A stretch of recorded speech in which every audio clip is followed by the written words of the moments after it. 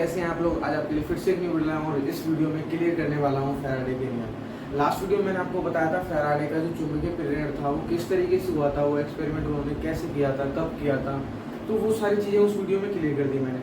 आज की इस वीडियो में उनके नियम क्लियर करूँगा, उन्होंने कौन से नियम दिए थे और वो कितने थे, किस तरीके से पढ़ाना है वो मैं आपको क्लियर तरीके से समझाऊंगा। और फ्रेंड्स, इस वीडियो में बहुत ज़्यादा इंटरेस्ट आने वाला है क्योंकि इसका इतना शॉर्ट तरीके से मैं वीडियो लेके आया हूँ जिससे नियम आपको केवल मौके के याद हो जाएंगे, लिखने की आवश्यकता नहीं पड़ेगी। लिख के जो याद करते हैं आपको यहाँ पे याद रहेंगे। तो गाइस वीडियो पूरी एंड तक देखना है, स्किप मत करना, क्योंकि ये नियम अगर आपने याद कर लिए तो फैराडे का टॉपिक बिल्कुल क्लियर हो जाएगा।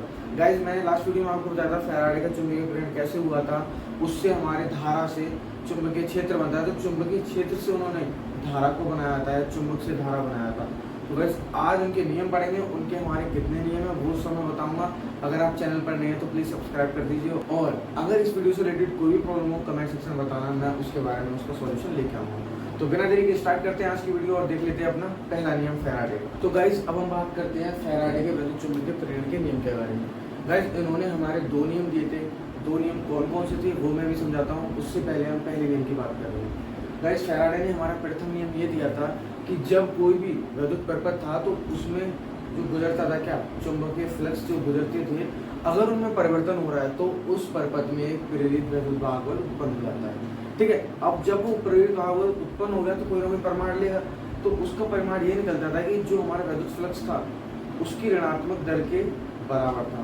ठीक है, तो गाइस यही इसका पहला नियम है, प्रथम नियम। बहुत सिंपल है, अभी थ्योरी जब लिखाऊंगा तो और क्लियर हो जाएगा और इसका फॉर्मूला भी बताऊंगा। क्या थी इसकी थ्योरी, सिंपल से एक बार और समझिए कि फैराडे ने प्रथम नियम में ये बताया कि जब कोई विद्युत परपथ से गुजरने वाला चुंबकीय फ्लक्स में अगर परिवर्तन हो रहा है तो उस परपथ में एक प्रेरित विद्युत भाग बल उत्पन्न होगा जिसका परिमाण क्या होगा, जो विद्युत फ्लक्स है उसकी ऋणात्मक दर के बराबर होगा। ठीक है, ऋणात्मक दर के बराबर होगा, परिवर्तन की ऋणात्मक दर। तो गाइस ये इसका एक थ्योरी है, प्रॉपर तरीके से मैं भी आपके सामने लिखवाऊंगा, फिर आपको उसको भी समझ। तो गाइस देख लेते हैं इसका प्रथम नियम। तो फ्रेंड्स प्रथम नियम में क्या थ्योरी लिखनी है इसकी, प्रथम नियम जैसा मैंने आपको बताया सेम उसी तरीके से लिख देंगे, थोड़ी बहुत लैंग्वेज होगी प्रॉपर वो आप लिख लीजिए।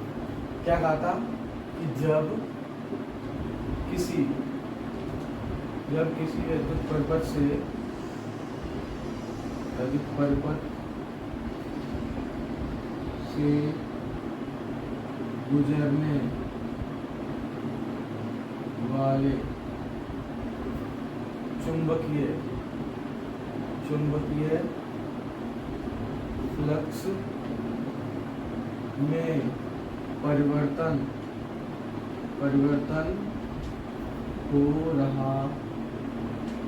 फ्लक्स में परिवर्तन हो रहा हो किसमें, जब कोई विद्युत परपथ से गुजरने वाले चुंबकीय फ्लक्स में अगर परिवर्तन हो रहा है। क्या बताया था फैराडे नियम कि जो चुंबक को हम अगर ले जा रहे हैं, रोक के नहीं रख रहे हैं, स्थिति उसकी क्या है, रुकी हुई नहीं है, तो कुछ नहीं होगा, लेकिन परिवर्तन हो रहा है तो उसमें क्या प्रेरित विद्युत भाग बल उत्पन्न होगा। क्लियर है, तो वही कंडीशन ये चुंबकीय फ्लक्स हो गया इसमें।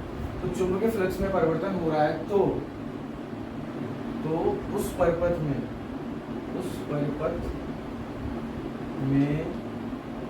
प्रेरित विद्युत वाहक बल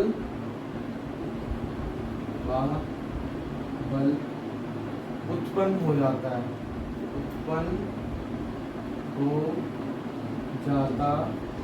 है। अब वो उत्पन्न हो गया तो कोई ना कोई रिजल्ट तो लेगा।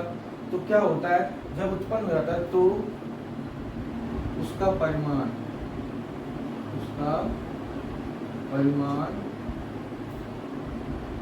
विद्युत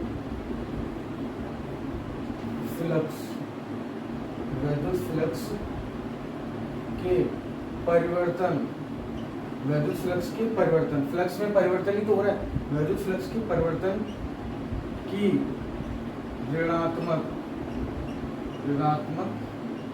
दर के बराबर होता है, तो गाइस ये इसकी सिर्फ सी छोटी सी थ्योरी है और शॉर्ट तरीके से मैं लिखाई है जो आपको लर्न करने में कोई दिक्कत ना है। क्या है, जब किसी विद्युत परपथ से गुजरने वाला चुंबकीय फ्लक्स में परिवर्तन हो रहा है, बार बार परिवर्तन हो रहा है, कभी बढ़ रहा है, घट रहा है, बढ़ता जा रहा है, बढ़ता ही जा रहा है, घटता जा रहा है, घटता जा रहा है, परिवर्तन हो रहा है, तो उस परपथ में एक प्रेरित वैद्युत भागबल उत्पन्न हो जाता है, ठीक है। और जब वो उत्पन्न हो जाएगा तो कोई ना कोई रिजल्ट लेगा, कोई ना कोई परिमाण लेगा। तो क्या होता है उसमें, उसका परिमाण क्या होता है, जो उसका परिमाण होता है वैद्युत जो फ्लक्स है, वैद्युत या चुंबकीय फ्लक्स बोलते हैं उसको, यहाँ पे चुंबकीय कर लीजिए,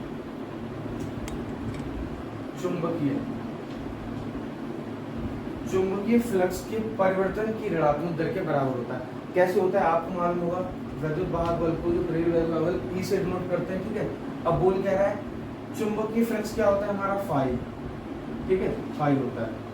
अब परिवर्तन हो रहा है, डेल्टा कर दीजिए, ऋणात्मक है, ऋणात्मक, और दर बता रहा है यानी समय, तो डेल्टा टी, समय भी तो बदल रहा है। तो क्या हो गया, E = minus delta phi upon delta T, ये क्या है इसका फॉर्मूला बन गया। और प्रेरित वैद्युत भागबल बल का मात्रक क्या होता है, वोल्ट होता है। तो गाइस आपको समझ आया होगा कि प्रथम नियम में फैराडे ने क्या बताया था, जब किसी वैद्युत परपथ से गुजरने वाला चुंबकीय फ्लक्स में परिवर्तन हो रहा है तो उस परपथ में एक प्रेरित वैद्युत भागबल उत्पन्न हो जाता है, जिसका परिमाण चुंबकीय फ्लक्स की परिवर्तन की ऋणात्मक दर के बराबर होता है। ये पहला नियम था फैराडे का, और आपको आशा करता हूँ समझ आया होगा, क्योंकि इसमें कुछ है नहीं, आप इसका स्क्रीनशॉट ले सकते हैं। तो गाइस प्रथम नियम क्लियर हो चुका है।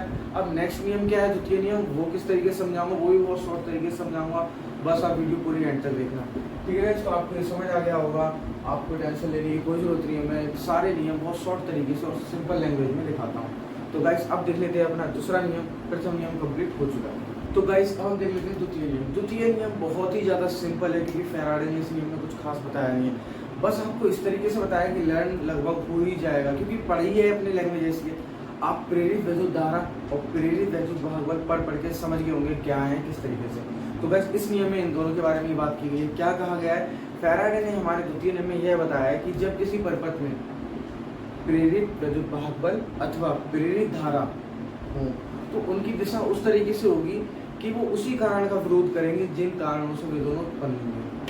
तो गाइस ये है इसका सिंपल सा नियम। क्या कहना चाह रहा है कि प्रेरित वैद्युत भागबल और प्रेरित धारा उसका विरोध करती है जिससे वह उत्पन्न हुई है। अब वो विरोध कैसे करती है, क्योंकि उनकी दिशा ही ऐसी होती है, उन्हें दिशा ऐसी दे दी जाती है कि उन्हें विरोध करना पड़ता है। जैसे कोई बच्चा अगर गलत लाइन में चला जाए तो वो क्या है तो अपनी नज़र में सही, लेकिन कर तो गलत रहा है।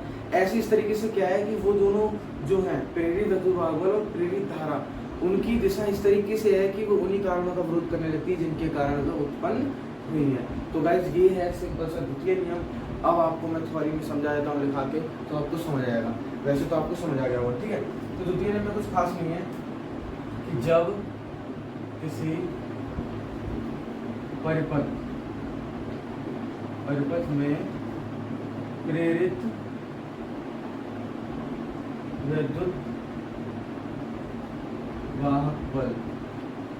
वैद्युत वाहक बल अथवा प्रेरित वैद्युत धारा की दिशा इस तरह से होती है, इस तरह से होती है कि वह उन कारणों का विरोध करने लगते हैं जिन कारणों से वह उत्पन्न हुए, जिन कारणों से वह उत्पन्न हुए। ठीक है। और मैं आपको एक बात और बता दूं, ये नियम बिल्कुल डिपेंड है, एक जैसा नियम है लेंस का जो नियम होता है, तो इसे हम लेंस का नियम भी कह सकते हैं। इसे लेंस का